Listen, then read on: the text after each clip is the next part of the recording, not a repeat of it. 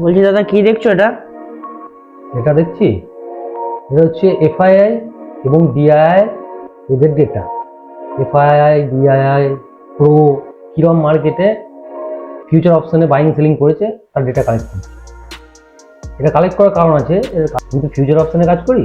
Future অপশনে কাজ করলে একটু ডেটা কালেক্ট করতে হয়।